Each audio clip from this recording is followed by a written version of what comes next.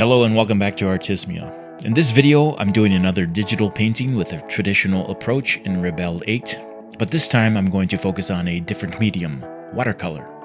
As you can see, I've started with a simple pencil sketch of a celebrity known as Vera Farmiga, currently in some new Conjuring movie. Now that's not my kind of entertainment, but she is a great actor and she has a wonderfully expressive face, which makes her a perfect subject for this kind of spontaneous painting. This time I want to talk about using digital tools in a way that feels like a traditional painting workflow. I'm going to treat the selection tool almost like masking fluid or masking tape. Yes, Rebelle has a specific tool dedicated to that task, but I don't feel like using it at this time. Using a selection tool can be a powerful technique for creating clean, defined shapes and areas of color. Instead of just painting with the lines, I'm using the selection tool to create the edges of a shape and then letting the watercolor flow and pool inside that area. Watercolor in Rebelle is truly a different animal. You can use the tilt feature to manipulate the paint just like you would on a real-life canvas. This is one of the most exciting and realistic features of the software. By tilting the canvas, you can make the paint run, drip, and blend in unpredictable ways, creating those beautiful, organic textures that are a signature of traditional watercolor. You can see how the paint pools up in some areas and leaves a lighter wash in others. It's all about experimentation, and I'm also using the sponge tool to dab and dry certain spots, giving more control over the flow and allowing me to pull out highlights or lift color. It's a great way of having a conversation with the painting, guiding the water and pigment without overworking it.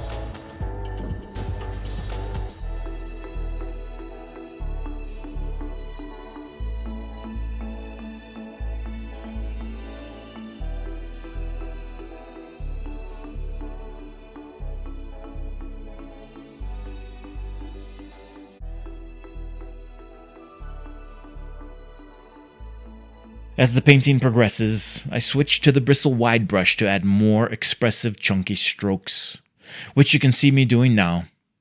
This helps me to capture the emotion and caricature of Vera's face and create a more gestural painterly feel. It's all about building on those initial watery layers using a mix of control and happy accidents.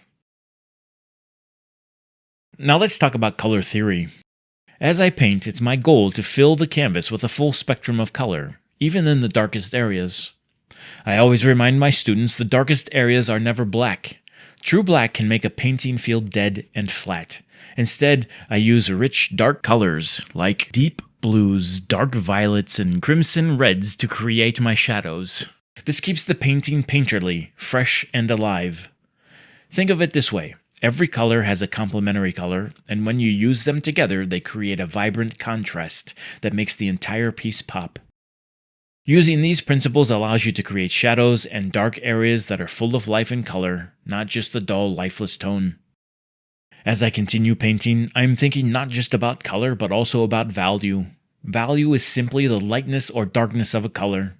It's the key to making a painting feel three-dimensional, giving form and weight to the subject. A great way to check your value is to periodically turn your painting to black and white. This simple trick allows you to see if the lights and darks are working together to create form, without being distracted by color. Remember, you can have two colors that look very different but have the same value, which can make your painting look flat. By training your eye to see value and color, you'll be able to sculpt the face and give it a real sense of depth. Another crucial element I always consider is the quality of my edges. You might notice that some parts of the painting have hard edges, or a clean, sharp line, while others have soft edges, where one color blends smoothly into the next. I use hard edges to draw attention to a focal point, like the sharp line of a nostril or the highlight of an eye. Conversely, I use soft edges in areas where I want less focus, like the blending of a shadow or the transition from skin to hair. This intentional use of edges helps guide the viewer's eye through the painting and makes it feel more dynamic and alive. It's a great way to create eye movement and give your painting a good composition. For me, the real joy of digital painting is finding ways to mimic the beautiful imperfections of traditional media. Rebelle 8's tools lets you do that beautifully. The selection tool as a mask, the tilt feature for controlling water flow, and the sponge for drying. These are more than just digital features. They are modern-day equivalents of classic painting techniques. So don't be afraid to experiment and let the software work with you, not just for you. And you don't always have to overcomplicate the process. Sometimes keeping it simple is the best approach. I hope this video gives you some ideas for your next digital painting. Remember, it's not just about the tools or the software you use, but about how you use them to express your vision. If you found this video helpful or useful, hit that like button and subscribe if you want more videos like this. Let me know in the comment sections what you think, and also what's your favorite drawing app that you're currently using. I appreciate you taking the time to join me here at Artismia with another painting in Rebelle 8. Thanks for watching, keep practicing, and I'll see you in the next one.